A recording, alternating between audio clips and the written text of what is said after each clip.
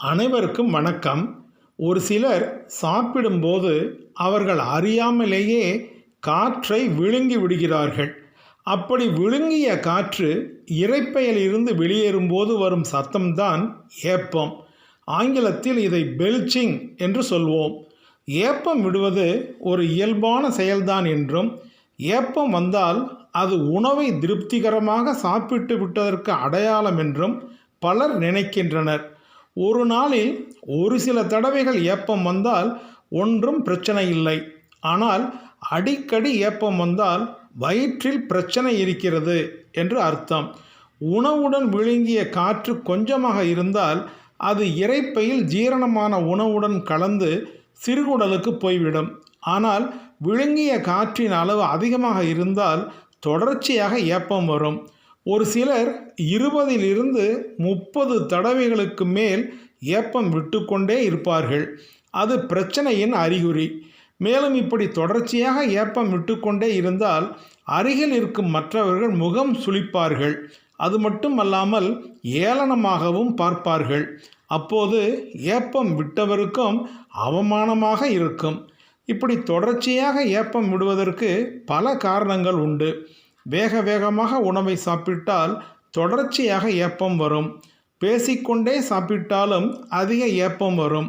சாப்பிடும்போது இடையிடையே வேகமாக தண்ணீர் குடித்தாலும் ஏப்பம் அதிகமாக வரும்.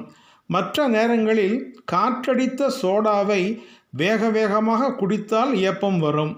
செயற்கை குளிர்பானங்களை அடிக்கடி குடித்தாலும் தொடர்ச்சியாக ஏப்பம் வரும். சாப்பிட்ட உடனே படுத்து விட்டாலும் தொடர்ச்சியாக ஏப்பம் வரும். இப்படி ஏப்பம் தொடர்ச்சியாக வந்தால் அது பல பிரச்சனைகளை ஏற்படுத்தும்.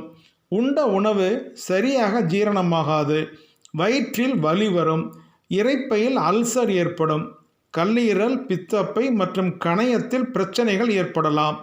அப்போது டாக்டரிடம் சென்று பரிசோதித்து சிகிச்சை பெற்றுக்கொள்வது மிகவும் நல்லது. ஏப்பம் விடுவதை தடுக்க வேண்டுமென்றால் அவசரமாக உணவை சாப்பிடக்கூடாது. பேசிக்கொண்டே சாப்பிடக்கூடாது. வாயை மூடிக்கொண்டு சாப்பிட வேண்டும். உணவை நன்றாக மென்று சாப்பிட வேண்டும். மென்ற உணவை விழுங்கிய பிறகே அடுத்த கவலம் உள்ளே போக வேண்டும். காரம், மசாலா, உப்பு, எண்ணெய் அதிகமுள்ள உணவு வகைகளை குறைத்து கொள்ள வேண்டும்.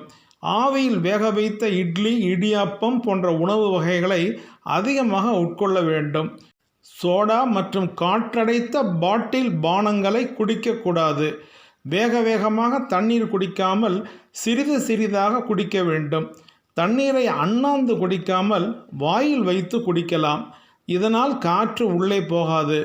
இரவு உணவை உறங்குவதற்கு 2 மணி நேரத்துக்கு முன்பே சாப்பிட்டு விட வேண்டும்.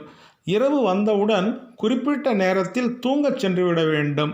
இரவில் ஆழ்ந்த தூக்கம் மிகவும் அவசியம். இல்லையென்றால் தூக்கமின்மை பகல் நேரத்தில் அஜீரண கோளாறை ஏற்படுத்தி ஏப்பத்தையும் வரவழைக்கும்.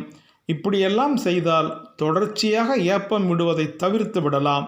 அப்போது உடல் நலமும் மனநலமும் நன்றாக இருக்கும் என்பது மிகவும் நிச்சயம். அனைவருக்கும் நன்றி.